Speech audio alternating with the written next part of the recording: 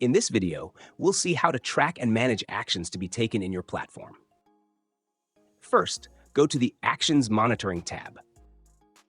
Depending on your profile, you can track actions within your team, all actions, or a portfolio of actions defined by the criteria of your choice.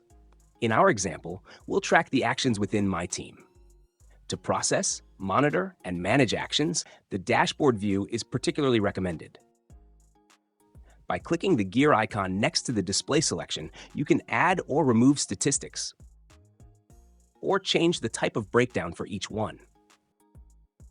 The due date schedule tiles show you the actions to be taken today, this week, next week, and so on. The delay tile highlights actions based on the number of days past their due date. The time left tile shows actions based on the number of days left before their due date. The inactivity time tile displays actions that haven't changed for a certain number of days.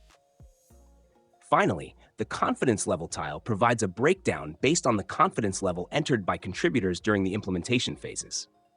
The data inside each tile is clickable, allowing you to quickly access the corresponding actions. Below the tiles, you'll find a breakdown by family of actions. At the beginning of each row, a colored indicator, ranging from green to red, highlights actions that require attention in terms of delays or confidence level. You can expand each family of actions, such as tasks to complete, and find the same breakdown tiles for that specific family. Let's look at two practical examples. First scenario, you want to take a closer look at the two tasks to complete that haven't changed for more than 90 days. By clicking on the corresponding bar, you'll see the task titles, their task owners, and their progress status. You can expand a task to view more information and use the Options button. In our example, we're going to send an email to the task owners of these two tasks to check whether everything is under control and invite them to edit the progress. To do this, click the plus next to Send Email to the task owner to perform this bulk action. Select all tasks using the Select All button, click Selection Completed, then enter a subject and the body of your message. If you want to keep a record of this exchange, enable the Send a Copy to Myself option. Then click Send.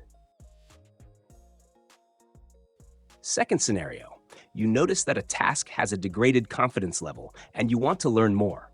By clicking on the corresponding bar, you can find the task and expand it to see more details.